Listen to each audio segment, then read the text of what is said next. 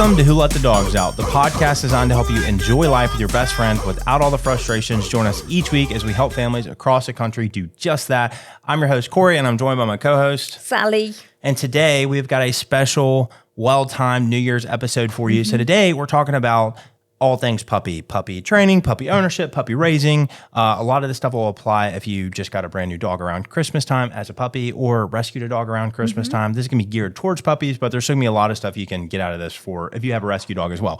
So we know a ton of people are getting dogs right now this season through the Christmas and holiday season, New Year's, things like that. So anyways, that being said, if you want to learn like what commands to teach your puppy, how to work on the chewing and the puppy nipping and the potty training and the crate training and vaccines and socialization and what kind of gear you need, all that stuff, you're going to want to stick around because this episode is going to be geared towards that. So anyways, if you just got a puppy, stick around with us. For those of you that don't know us and you're just tuning in, that you're new to the show, my name's Corey. I'm the founder of Wonder Dog Training.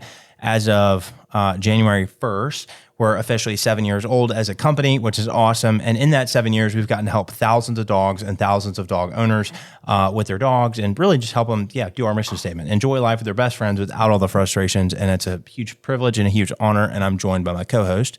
Yep, I'm Sally, and I was one of those people all those years ago before I got the job with Wonder Dog. Yep, and now you got almost a 6-year anniversary coming up. 6 years, yep, and I do lots of things in the background. Yep. AKA basically makes this place run. So anyways, that's who we are. We've got a couple different formats on the show. So today we're doing a dog talk where we talk about dogs, dog ownership, dog training. Today specifically puppies, puppy ownership, puppy training. So that's where we just come on and talk about a topic though that we think is going to be helpful.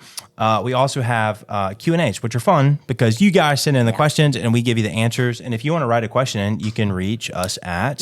Sally at wonderdogtraining.com. Yep, and you? That'll be linked below, by the way. Or you can reach me at Corey from Underdog on Instagram. So anyways, if you want to write in a question or suggest a topic for the show, you can send it in there.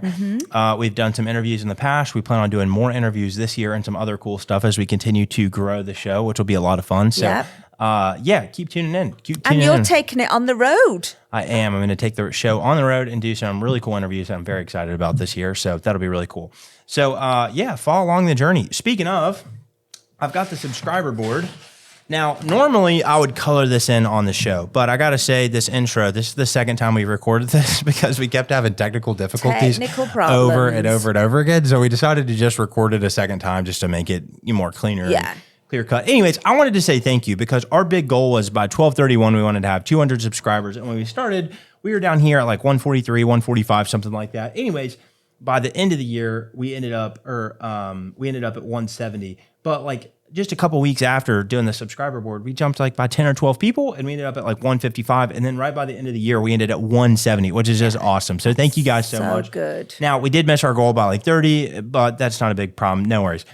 So our big goal is now by February 1st, we want to be at that 200 mark. So with that being said, if you guys could subscribe, especially if you're a new viewer, watcher, or listener, or whatever you're doing, we would really love it if you could do that. That would mean the world to us just because we want to continue to grow the show. And by doing that, we'll be able to reach more people, help more people, things like that. So, and we're going to keep recording the show whether you subscribe or not. But if you're watching, you might as well hit the subscribe button, right? Yeah.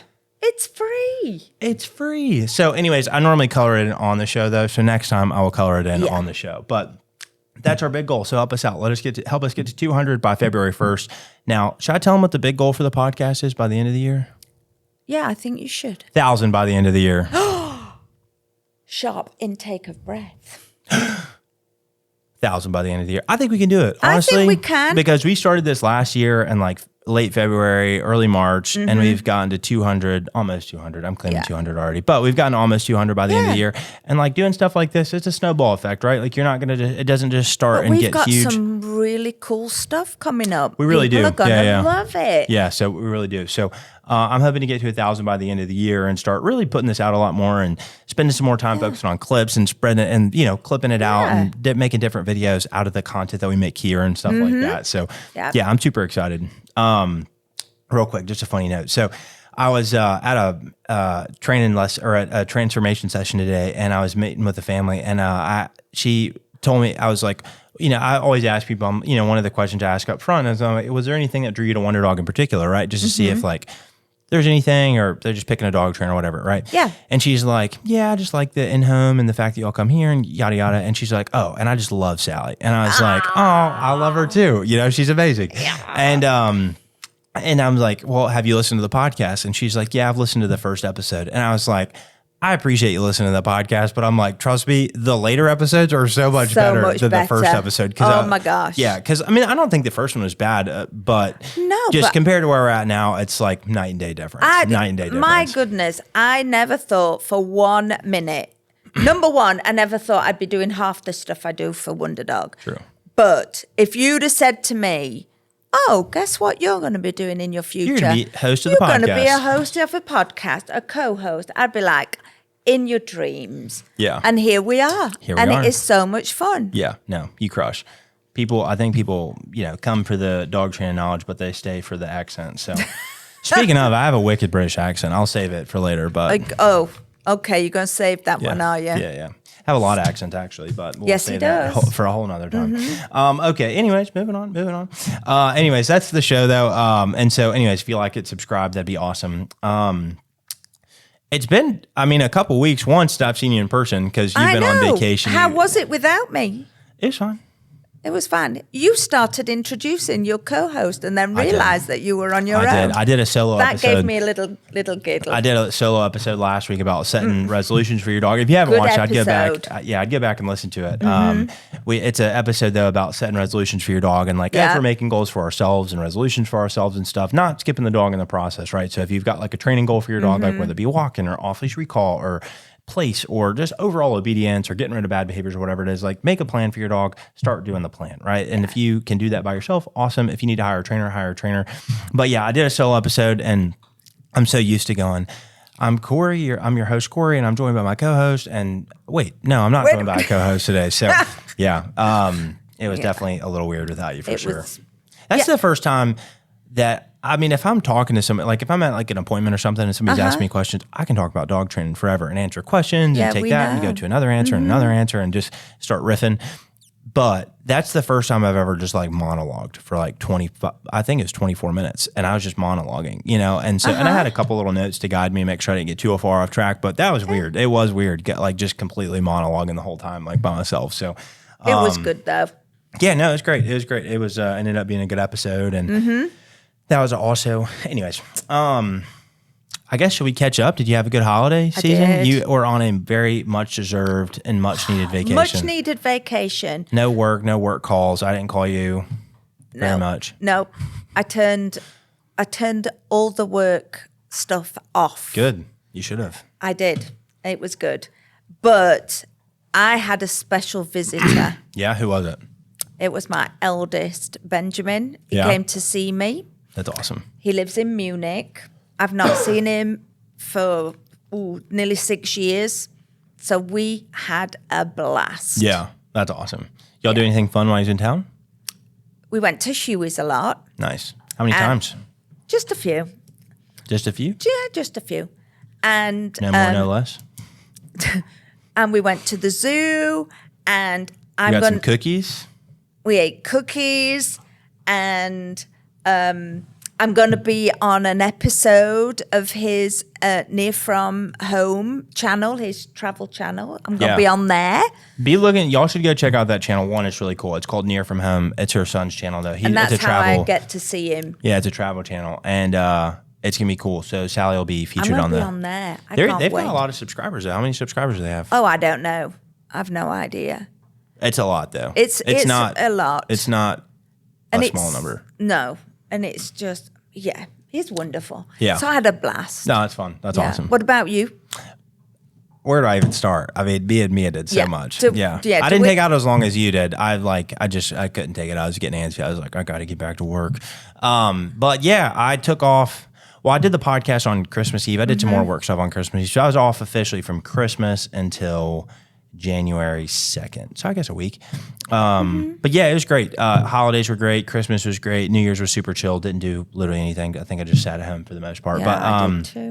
Christmas, I knew I wanted to travel somewhere and I didn't really know where I wanted to go. And I was like, I don't really want to stay anywhere in Tennessee because I've kind of seen all of it. Yeah.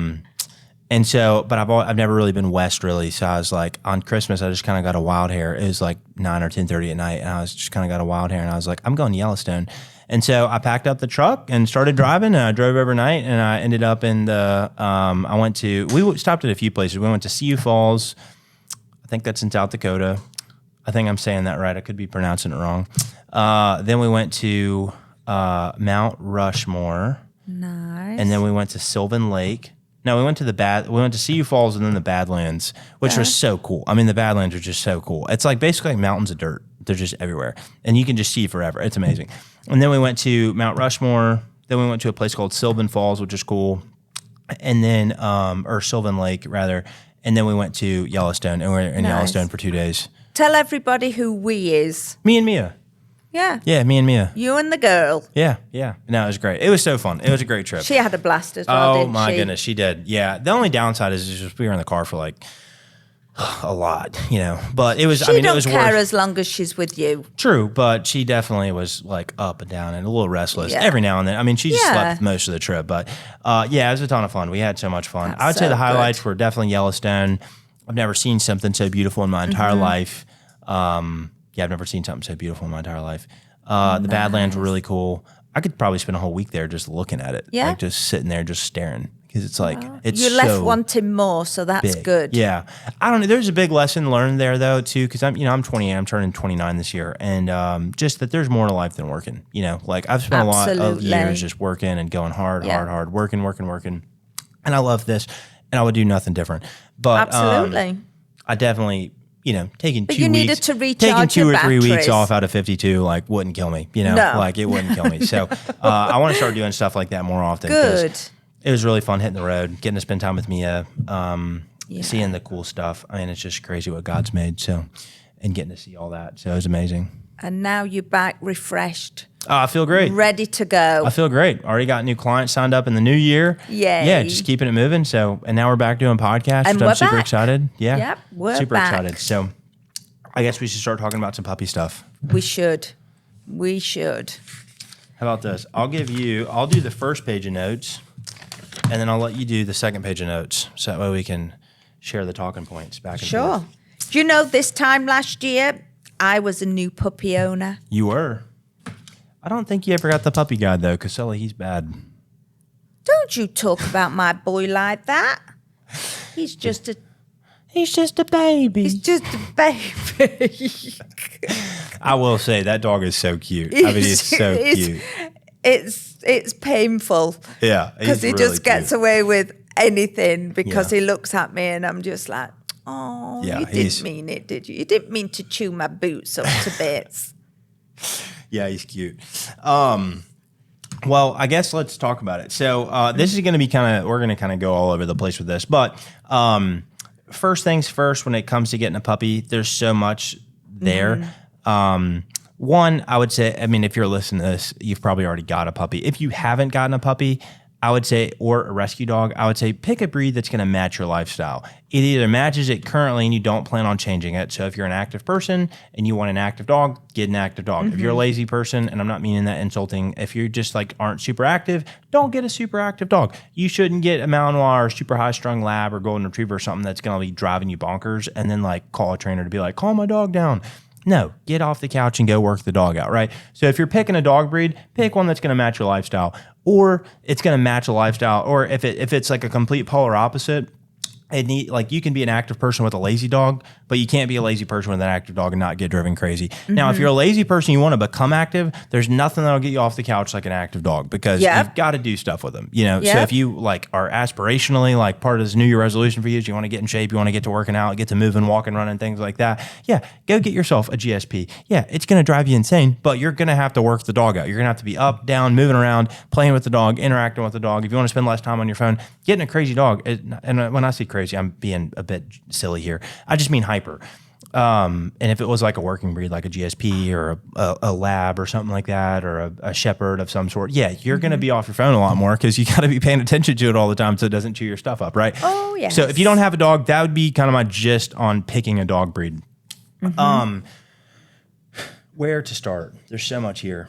I guess we'll just start with like general structure and routines. If you get a puppy, let's say they're puppy, I would say big ones would be come up with a potty training schedule. So I would say when you're home and awake, top every hour to start, right? We'll go over potty training a little bit more specifically in a little bit, but come up with a potty routine where you're letting the dog out a lot.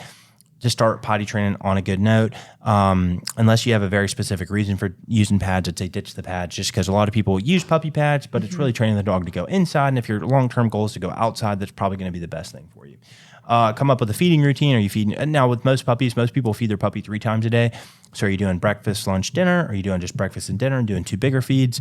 I'd probably suggest that if you do have a puppy, feed them twice a day, morning and night at a minimum. Once they get a little bit older, if you wanted to go to like 1 feed a day, you could. But come up with a feeding routine. Come up with, the general times you're going to exercise them and stuff. And just start setting out like how life is going to be. Let's say the dog is like just magically a year old now. What would you be doing now what would you be doing at a year old, right? Like when would you be feeding the dog? When you'd be exercising the dog, letting the dog out, things like that. Now with a puppy, it's going to be a lot more frequent on all those things. Maybe not exercise as much, and then you're going to be able to back that up as the dog gets older. But start by coming up with like the routine ahead of time, right? And I would also say, just be prepared. Like having a puppy is a lot of work. Like you got to keep your eyes on them. You got to be watching them in the house. You got to make sure they're not getting into stuff, doing stuff they're not supposed to be doing, and they're going to do everything that they're not supposed to do. That's what puppies do, right? Yes, they do. They go super hard, and then they sleep super hard, and then they wake up and they go real hard, and then they sleep super hard, right? So just be prepared for that. Be prepared for and ideally your puppy's going to crash well overnight and let you get some sleep. But if they don't, be prepared to be waking up overnight a little bit. Not forever, clearly not forever, to be able to let the dog out, things like that. Just what's needed, right? Not forever, but just what's needed if they wake you up to go potty and stuff like that. But just kind of prepare your mind that, hey, I'm going to be busy this next few months with this puppy and raising this puppy, right? At a minimum, till the dog gets a little bit of maturity under its belt, has a little bit of time under its belt with potty training and exercise and things like that, right? That was a riff. I think routine is key. Yeah. And they get to know the routine really quickly. Yeah. And I found it incredibly helpful. With Sol. Yeah. It's been a while since I've had a puppy, so you'll be able to relate to a lot more of this and look back on your own, experience much more than I can whenever I had me as a puppy, because it's been a while. Yeah. He reminds me at certain times of day that we should be doing something. Right. Whether it's the walk or what he wants out or whether he wants feeding. Now, is that a routine, or does Sully just have you really well trained? No, he's pretty darn good on the routine, but he's also got me well trained. It's like living with Scooby-Doo because he now vocalizes his needs. Yeah. Yeah, but like I said, just make sure you clear the schedule, because that first few months is busy. One thing I want to say too, and I don't know if we'll get to this somewhere else in the show, so I'll just throw it in now. But if you've got a puppy, I was talking to this family in Nashville yesterday, great family, and I was just telling them, hey, if you got a puppy and you just need some time, put the dog up. You're allowed to put your puppy up. Just because you have a puppy does not mean they need to be out 24/7. You don't have to entertain them. Yeah, if you work a 9 to 5 and you get home at 5:30 or 6 or whatnot, and your dog's out for a couple hours, and then you want to just chill for a few minutes, you can put the dog up, or you can put him outside. If you've got a yard that's available for you to put him out and you don't have to worry about the dog getting out, put the dog outside. That's fine too. You don't need to have the dog out all the time, you don't need to have the dog out all the time. You can put the dog up, and that can give you some space, right? Yeah. Because, you need that. You need that. So, and it's tiring. It is. It can be, for sure. It can be tiring. Yeah. So, yeah. Another one, too, that, I hadn't seen somebody do this in a long time, but I went to a transformation session this morning, and the family had their dog, back tied to the table, with, a leash on or whatnot. I think that's a great thing, too. If you've got a big open floor plan and you've got a lot of, nice stuff in your house and you don't, or even not, but you just don't want your dog chewing your stuff up, you can tie the leash up to something, and then there's, back tie the dog in the house where they have a certain amount of distance, and in that range of their leash, they've got all the stuff they need. They've got their bed, they've got some toys, maybe a water bowl, maybe not, whatever you think is best, but you can also back tie the puppy to the whatever it is, just to keep them within a certain area, but that's a great idea because they're still with the family, but just not running riot. Yeah. I don't know what my dog's getting into back there. She's definitely found something that's entertaining. She's gone to explore. Yep. In the storeroom. Brief pause. Mia, get out of there. What are you doing? It's trying to find toys. She doesn't have a million around here. I mean, she's literally got so many tennis balls over there. She's no, I got to find the one. Got to save the one. Leave the one for the mini, or leave the mini for the one, right? Anyways, all right, what's one on your list? let's do. If you are going to put them up in the crate, and they're like crying or whining or barking, what would you suggest for people there? You want us to go over all the crate training tips, and then we'll just tackle that in the crate training tips? We can. Go ahead. Okay. So tips for crate training down the list is make the crate comfortable. So it's a nice, pleasant place for them to be. Not a bad rule of thumb. Yeah. Initially, you might want to feed them in there. Mm-hmm. Or, throw some kibble in there for them. It can definitely help them like the crate more. It becomes a nice experience. Yep. Put the crate in the family room. You could. Again, unless your dog is annoying in the crate, and then you can put them in a laundry room. Move them out the way. Another room where they're not going to be in sight and making noise all the time. Okay. That's a good one. Do not use the crate as punishment. Yeah. I will say on the flip side of this, though, and I actually, funny enough, was talking to this family about that yesterday. I don't really think it's terrible to use it if your dog's being too much and you put them in there to settle them down. I don't think that's necessarily a punishment. Like if you yell at them and then put them in there, that can make them feel bad, not like it. But if your puppy's being going crazy and you need some time, put the dog up for a little bit. That's not a punishment. You're not punishing the dog. You're just saying, hey, I need some time. Give me some space for a minute, right? Yeah. And I think that's just fine to put the dog in there if you need to. I think, going from that, I think it's not what you do and it's how you do it.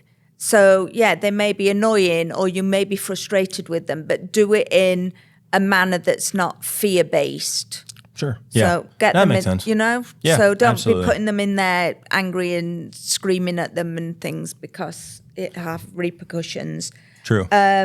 And then if you're putting them in there and you're leaving the house, don't make a big deal of it. Yeah. Just make it, this is a routine of what we're going to do. Yep. When we leave the house, everything's you going to go be in okay. here overnight, you go in here as we start settling down as a family, turning the lights off, you go in here, go to sleep, things like that. Yeah. No, I think that's all great stuff. Very calm, normal. Yeah.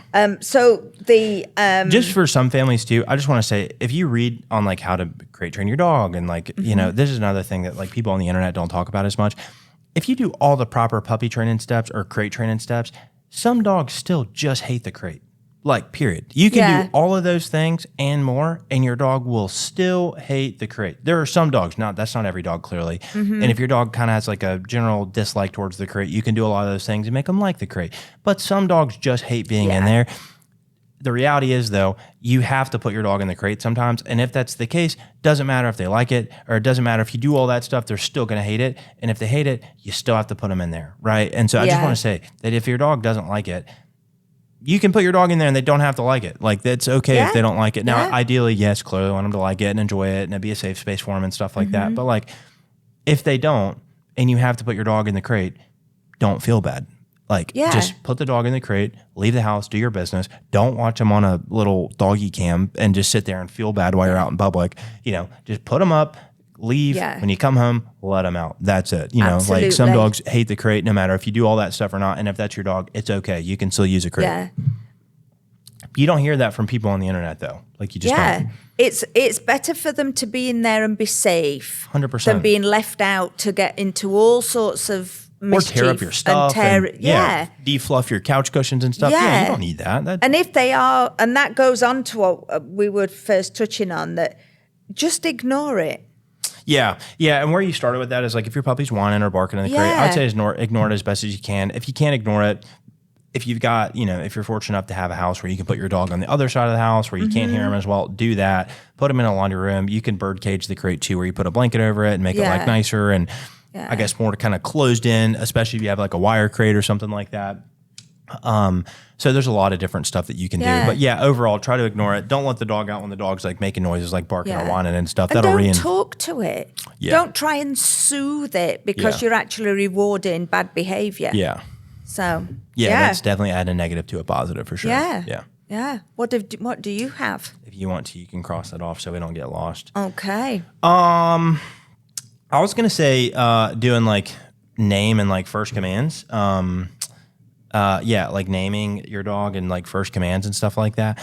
I'm not going to give you advice on how to pick a name for your dog. Maybe don't come up with something like crazy long or something like that, just so it's a little bit easier to say. But overall, you know your dog's name. But how to teach your dog their name, I would say whenever they're doing something, just like say that word, kind of make it more of like a fun word, make it stand out a little bit. So if it's like Mia, if she's over there as a puppy getting into something, I'll go, Mia.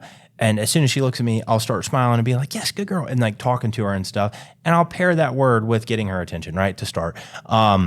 Another one that we really like a lot for name and recall is like puppy ping pong.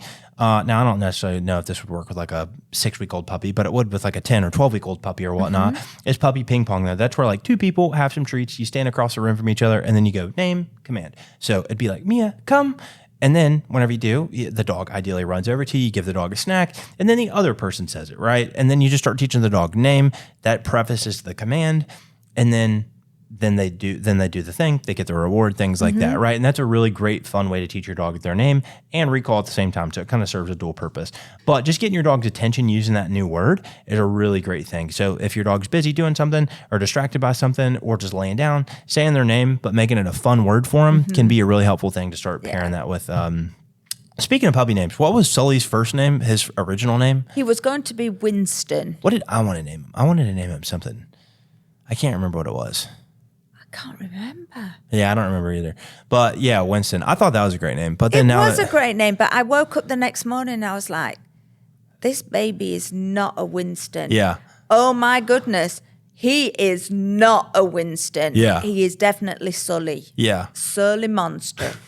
I love it. It's great. I love it too. Yeah. It really suits him. First command though, I mean, there's a bunch of like little different first commands you'd be working on at the same time. I would say the easiest one to teach by far is sit, right? Because it's such a direct association. You put a treat in their nose, you go over, their butt touches the ground, they get the treat, you pair that with the word sit, right? That's a super easy first command. That'd probably be the first command I teach my dog. Now I'd be working on other stuff in the meantime, like potty training. I'd be pairing the word every time they go pee or poop. I'd be saying go potty or go pee or poop or whatever word you're using or something like that. But I'd be working on a handful of different commands. But then the second one that I think is really good is the recall command. So the puppy ping pong game I just described, I think that's a great little first game that you can start playing. The cool thing about that too is with puppies, it's a great productive way to get energy out as well. Ooh, yes. Because especially if you spread out, like you take it, like once they get a little bit older, they get a hint to the game or whatnot. You go out in the yard and you spread out across the yard or something like that.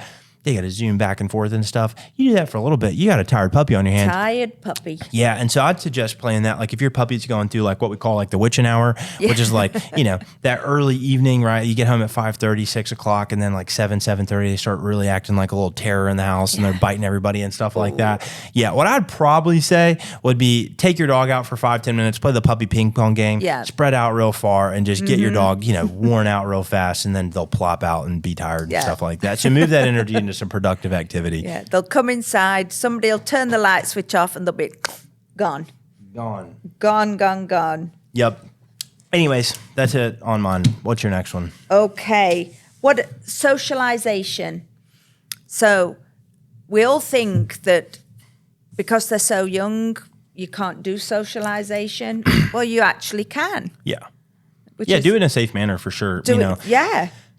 I'll say when it comes to socialization, like somebody asked me yesterday, and a lot of this episode really stemmed from the conversation I had with the family in Nashville yesterday. And she asked me like, what is socialization? And I don't know what the textbook definition for it is. And I don't even know what the definition most dog trainers would describe to it. But how I think about it is really just like exposing your dog to a number of different people of all shapes and sizes and colors and wearing hats and glasses and big hoodies and jackets and stuff like that. Just a little bit of everybody, right? Yeah. Expose them to places. So like, you know, your house, your family's house, your the vet's office, of course, the maybe a pet store, maybe a different cars, right? You know, Lowe's, Home Depot, Bass Pro, things like that. Just getting them exposed to different like textures of floor and things they see in the environment, things like that. Noises. That's another one. Yeah, noises, smells. Getting them exposed to like loud noises. Temperament training them where it's like, hey, you can hear a loud noise and everything doesn't have to freak out, right? Like you could like, you know, I don't know, smack the couch, for example, or something and make a loud noise. Yeah. And realize that like your puppy might have like a slight reaction, but if you don't react to it and then they realize like, oh, loud noise, scared me for a second, not that bad. Yeah. Right. Yeah. And doing that, and that will help out with like later on when it starts thundering, it's like, oh, now we don't have a dog that's scared every time they hear a thunder, roar or whatever it is, right? Absolutely. Exposing them to like different, walking, things like that. And so I would say overall socialization is just exposure to like different stimuli. Now, all those things could be defined as stimuli, people, places, things, right? Yeah. But exposing them to those things and either them having a positive experience with those things to then generate positive experiences later, or realizing it wasn't as bad as they thought it was. Right, that's the idea. That's overall like a layman's definition of socialization is like exposing. And you can still do it safely, even when they're young. Just don't be in. The biggest thing close is like proximity to other dogs. The biggest thing is don't take your dog to high dog traffic. I've been tongue tied all day. Don't take your dog to high dog traffic areas until they have all their shots. No. So what I guess what we mean by that would be like if you've got a puppy and doesn't have all of its shots, like if you're going to take it to the pet store, put it in the cart. Put it in the cart. Don't let it just walk around the store. If you're going to take it to, don't take it to a dog park. I probably wouldn't take it. I'd just skip parks altogether. To be honest, I would just skip the parks. But don't take it to super high dog traffic areas, right? Yeah. If you're going to let it interact with dogs, try to make sure that it's dogs that have all their shots when possible, right? Yeah, just like friends' dogs or, other family members' dogs. For some people, this isn't possible. So like if you live in an apartment complex, for example, like this family I met with yesterday, they lived in, a beautiful apartment complex, there areas where they go, all the areas they have for grass, there's a ton of dogs on those. Do what you can. Just stay as safe as you can. Just stay as safe as you can. Absolutely. I mean, that's the best advice you can really have. It's like make sure your dog is getting their shots and stuff like that. It's not going to be 100% risk free, but do what you can, right? Yeah, now, when it comes to like meeting other dogs and stuff, she was asking a question about like, oh, I hear all the time you shouldn't let dogs meet on a leash. I'm generally in agreement with that statement. I definitely think it's better if dogs get to meet each other off the leash. However, this family had a very friendly dog, right? Their dog is very friendly to dogs and other dogs and people, right? If you've got a very friendly dog and another person is bringing their very friendly dog up to yours on a leash, you're 9 times out of 10, probably more than 9 times out of 10, there's not going to be any bad thing that happens, right? No. Nothing bad. If your dog is very friendly and somebody starts bringing over their sketchy dog and saying, I want your dog to meet my dog, and you can tell at a distance that the dog is sketchy. Now, it could be the looks, could be the breed, something that you're not personally comfortable with, whatever it is. Tell them, no, stop. I don't want your dog to meet my dog, right? Yeah. That's very easy to do. Yeah. If your dog is not comfortable with dogs and it's a very friendly dog, that might teach your dog like, hey, it's fine. But if your dog's not okay with other dogs, and then you let this super friendly dog get in their space, that could also go bad, right? Absolutely. It's kind of 50-50. It could either go good and your dog would be like, okay, that's not so bad. Or it could go bad and your dog's like, yo, why is this big dog in my space, and react poorly. If your dog doesn't like other dogs and then it meets another dog on a leash, that's going to be a bad thing, right? Yeah. It's not all black or white that dogs should never meet each other on a leash. It's just like, it's definitely better if they get to meet off leash, even if they're both friendly. I think it's better. But it doesn't always have to be bad. Like if your super friendly dog gets to meet this lady, they had a flat-coated retriever. If that dog got to meet a happy, friendly golden doodle on a leash, nothing's probably going to happen. Yeah. I'm not saying never, because dogs are dogs, there's risk and everything. Absolutely. But probably nothing's going to happen, But if it's anyways, I don't need to repeat it all. But you got the idea. So be your dog's advocate. Absolutely. And if you can, I don't know if they're necessarily asking this, but if you can make sure that their dog has all their shots, then sure, ask. But just the big thing here is if it's not possible for you to go to like non-high dog traffic areas because you live in an apartment or something, just be as safe as you possibly can be, right? Yeah, Anyways, absolutely. I'd say that's a quick just on socialization. Just make it overall, the goal is to make it a positive experience for them. Yeah. And lots if they of car rides as well. Yeah, that's a good idea too. And if your dog does get scared during the socialization process, the big thing here is just keep it moving. Like, don't make it a big deal. If your dog gets nervous by something. And don't stop doing it. Yeah, for sure. Like a good example would be like a glass door. Like the first time that a dog sees like a sliding glass door, an elevator or something like that, right? Door opens, they're like, oh my God, what is that, right? Yep. Move. Go through the door, right? Don't give them a second chance to think about it. And then once they get through the door, they're like, huh, that wasn't that bad. Not too bad. Yeah. Yeah. And then you go back out. Huh, that wasn't that bad again. Yeah. And the next thing you know, the sliding glass door opens. They're like, woo, let's go through this thing. That's the idea. Whenever I say overall has a positive experience with it. Absolutely. Or realizes it's not as bad as I thought it was, right? That's the idea. Yeah. But definitely don't avoid it because it actually makes it worse. Yeah. Okay, here's a pen. You can mark that one off. I'll mark that one off.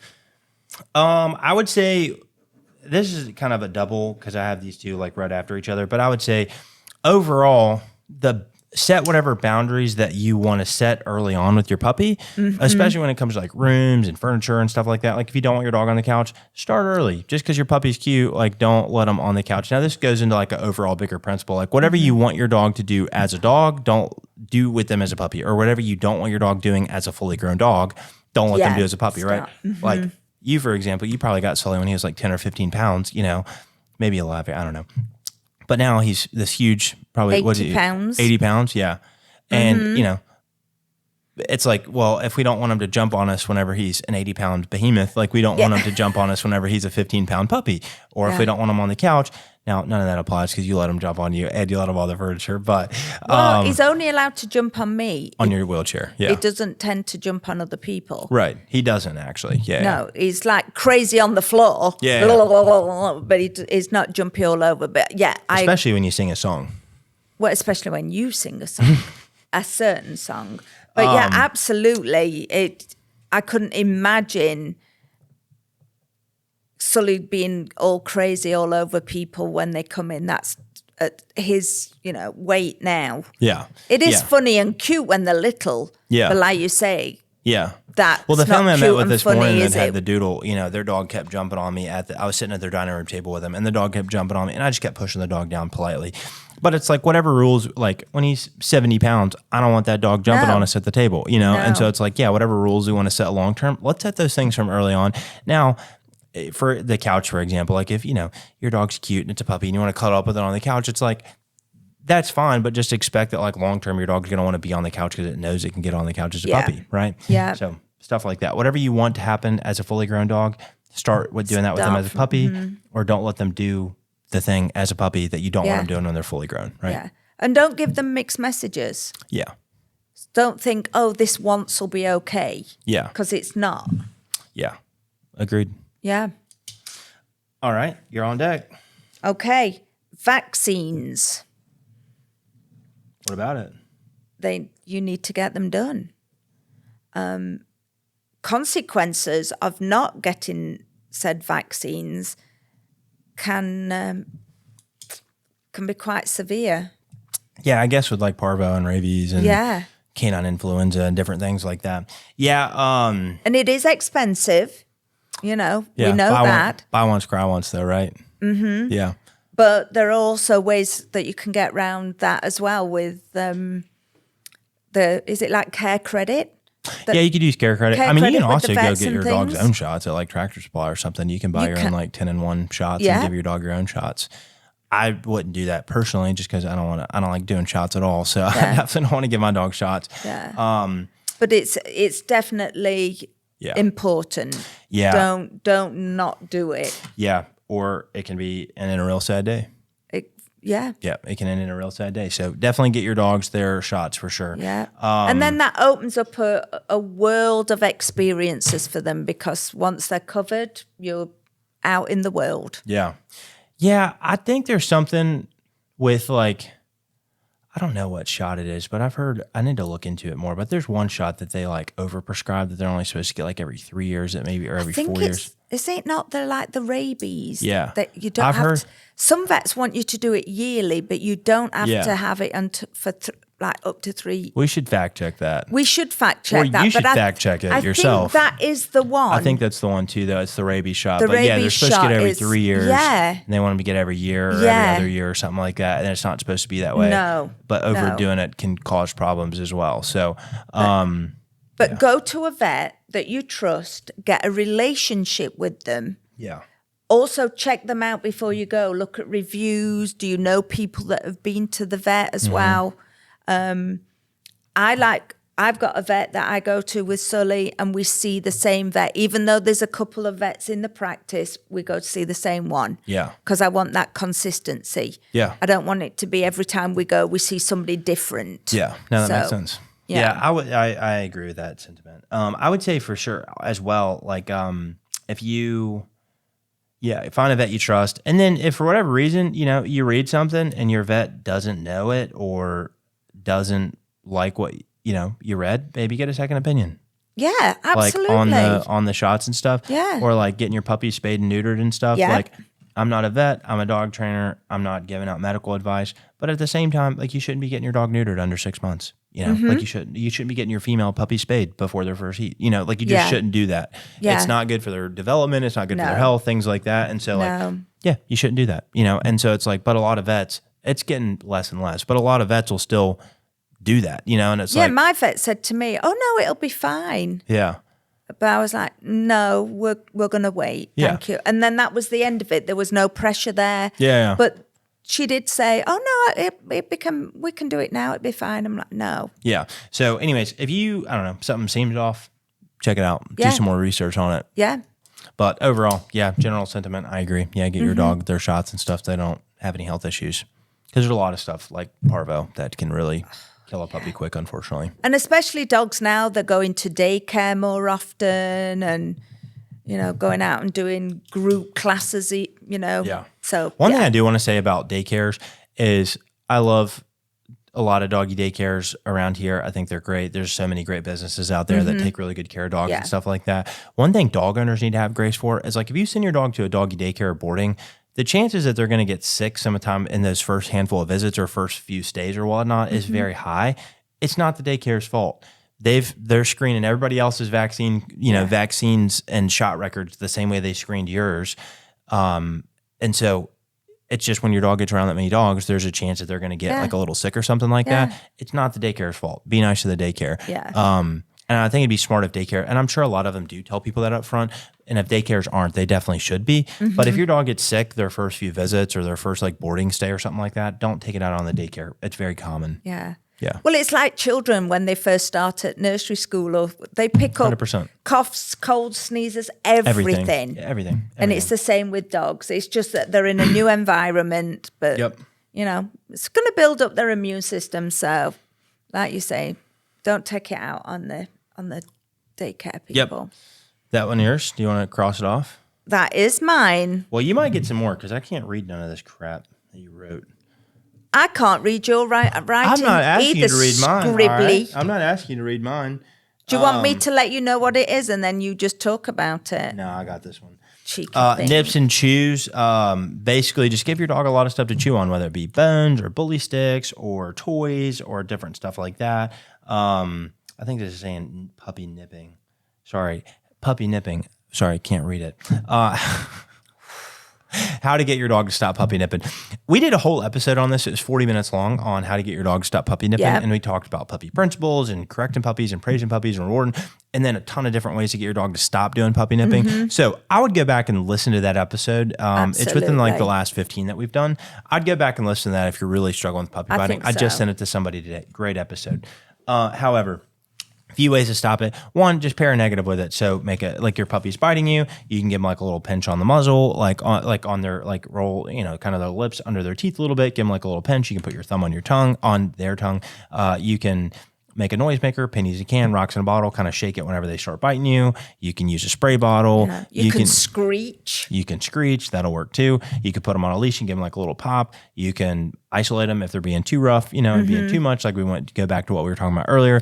You can put them up for a little bit. Like you can isolate your puppy if they're being too much and like they're playing too rough. You can put them up and, time out. Time out. Yeah. Till they settle down. Right. And that's, like I said, using the crate as a way to say, hey, time to settle. You can come back out when you're being chill. It's no different than putting a kid in a timeout, right? For throwing like tantrums and stuff. So you can do that as well. But that's a bunch of different ways to get that to stop. Now, once you do correct it, so they do it, then you add the correction in, say no, add the correction, then you redirect them onto something positive. Now, what could that be? That could be a toy. That could be a bone, a chew, something like that. But give them something then to, give them something to do after you've then told them no. So they don't just like, all right, well, let me do it again. So then once you say no, correct them, then do something positive, right? Yeah. Make Absolutely. sense? I would say in order to stop chewing, give them plenty of stuff to do just because they, puppies are going to get bored. They're going to find stuff that they shouldn't chew on. Cords and couch cushions and chairs and pillows and boots, as we learned about a few episodes ago. Yeah, so they're going to get bored. They're going to find stuff to chew up. So the best way to combat that, have lots of toys, chews, bones, etc., for them to chew on, and then just keep a good eye on them. You know, if you don't supervise your dog for an hour because you're cooking dinner and you're paying attention to the kids and stuff like that, and then you come around the corner, your puppy's chewed something up, it's like, well, punish yourself because you should have been watching your puppy. Absolutely. And if you can't, you know, put them in a crate, put them in a playpen, put them outside, you know, do something like, don't just leave a dog out and expect them to not get into anything. You could do the back time method. You could tie the leash up to something and like give them, you know, a certain area to go or whatnot, but don't just leave them out and expect it to like. If it's quiet, that's a telltale sign that something's very, amiss. very much so. Yeah. If your dog is being too quiet, it is a high likelihood they're getting into something they should not be getting into. Yeah, absolutely. And don't forget teething. Yeah. If they're teething, they're going to want to chew on things nonstop. Well, that's part of, I guess, where I was headed when I was talking about the chewing stuff. But yeah, that'd be a big cause of the chewing. So there is boredom chewing, but there's also teething chewing. Yeah, for sure. Yeah. I just kind of think of them as one of the same, but yes. Mm-hmm. You got any more on your list? I do. Grooming. Start early. Yeah, touching your dog's paws. Touching paws. Brushing them. Ears. Bathing them, etc. Yeah. You just want to start socializing them to getting used to getting groomed, whether it be by you or if you're going to be sending them to a groomer, and make sure those first handful of experiences are really positive, right? Going back to socialization, we want to make sure those are positive experiences, that they like those things, they enjoy those things like that, right? Mm-hmm. Start early. And if you are choosing a groomer, go meet them before, you know, they even touch your dog. Yeah, for sure. Look at reviews, things like that. Look at reviews, go see the facilities, just go socialize there. Yep. And then decide whether you want to have your dog groomed. Yeah, that's a great point. Okay. Potty training. I would say quick gist for potty training. Number one, take your dog out a lot, like often. Like I said, top of every hour would be a good general rule of thumb. Take your dog out a lot. Supervise your dog when they're outside. Just make sure that they're actually going to the bathroom. Supervise them when they're inside to avoid accidents. Whenever they are outside, if you want to, you can bring some treats out with you and reward them for going. I would try to do that right after they go as soon as possible, just to pair the reward directly with the food. I would pair a word whenever they go potty. So I'd say go pee, go poop, go potty, whatever word you're going to actually be using for that. And then whenever you're not home or not awake, put them up, right? That's the big ones. How to catch a puppy is about to go. They're sniffing the floor. They're leaving the room. They're walking on a line back and forth, things like that. Those are all telltale signs that they're about to go to the bathroom. So if they're just pacing back and forth, start leaving the room, or just start randomly sniffing the floor, get up, take the dog outside because they're about to go. And then another tip is you can get some potty bells for the door so your dog can audibly alert you to say, hey, I need to go outside, right? Yeah. That's about potty training. Always take them out as well after feeding and after they've woken up. Yeah. We did a whole episode on potty training a while back. So if you want to, we go a lot more in depth on it and potty training and tips and stuff like that. It's worth listening to them more in depth. It gives you lots of training tips. Yep. So I'd go back and listen to that one on the feed. I don't know what episode it is, but I'd go listen to that one if you have questions about potty training. Absolutely. You got one more, don't you? I do. Brain games and puzzles. Yeah. Stimulate those little brains. Stimulate them. Stimulate them. Is that what you're going to do? I meant to say that on purpose. I really did. Okay. I did. Stimulate. We'll believe him. So, I really did. That was you can get little puzzles where you hide the treats underneath and, you know, they slide them or lift them off. Always fun little puzzles to do. Yeah. Ping pong. You've mentioned that. Yep. That's a fun game to play. Yeah. More like a training game. But yes. Flirt pole. If you're in the house, just to stick with a little toy on the end that you can make them run here, there, and everywhere. I'd be more like do that one outside just because it's like being a kid. Rough house outside. My grandma used to yell at us all the time. You want to run through the house? You better run outside. You know, anyways. Use it at your discretion. Yes. But keep those brains, as well as doing like exercise and things. You can do other things to keep their brain stimulated as well. Yeah. And then, go ahead. No, I was just going to say that tires them out as well. Yeah. Once again, all these bad behaviors, it's hard for dogs to do bad behaviors and be worn out at the same time, right? So if you get them worn out, they're going to be, they're going to be a lot less likely to do bad behaviors and stuff, right? Okay. In terms of the last one I have here is gear. We just did a whole episode on gear that you would need for your dog. I would say go listen to that one. That one's a lot more in depth too. But overall, you're going to need a leash, like a 6-foot leash. You're going to need a long leash. You're going to need a flat collar, an ID tag for the flat collar. You're going to need a set of bowls for watering and feeding, a bed for your dog, and then food and treats. Yep. That's it. Yeah. But I would say there's the other episode we did on gear that you'll need for your dog is a lot more in depth. So I'd say if you want to learn more about recommended gear and different stuff like that, I'd say go watch that video or that podcast. That was within the last like 4 or 5 episodes. Yeah. So go watch the gear episode. But that's the quick gist of all the stuff that you would need at a bare minimum for a puppy. I guess you get away with just a leash and a collar and food, but all the other stuff's pretty helpful. That was my biggest fear when I got presented with Sully. Oh, yeah. Can you remember? I was like, oh, I don't have anything. But they'd sorted it all out. It's a lot, but my goodness, you're going to need it. Yeah, no, you definitely will need some stuff. But anyways, that's basic puppy gear. Yeah. Anyways, that's a kind of a quick gist on a little bit of everything puppy. You know, I'm sure we missed some stuff, that there's some other stuff we could have added or whatnot. But for the most part, that's a pretty good start, you know, for And puppy I'm sure training. we touched on a lot of things last year. I'm sure we're going to end up reviewing them again this year because they're important things, information. But yeah, go back and check out some of the previous episodes what we've done for sure. so far. Yeah. Well, man, that was a great first episode of the new year. That was fun. That was great. Yeah. Well, guys, if y'all have any questions or anything anything that you want answered or us to talk about on the show, just reach out. You can leave a comment on the show that you're watching on whatever platform you're on. You can reach out to myself, Corey from Wonder Dog on Instagram. You can reach out to Sally. You can reach out. But yeah, we're enjoying the podcast. We got a bunch of 52 episodes planned this year. Woo. Yeah, we're going to do 52 whole episodes this year. So go ahead. Exciting stuff. Yeah, it is. So anyways, all that being said, if you got any value out of this, you know somebody with a puppy, you know somebody that got a rescue dog, whatever it is, feel free to send this to them. I think this should be helpful. Like I said, just kind of quick start guide for puppy raising and puppy training and all that kind of stuff. So anyways, with that being said, if you like the show, subscribe, like, follow, all that kind of good stuff. And we will, I guess, see y'all next week in the next episode. See you next time. All right. Goodbye, everybody. Bye.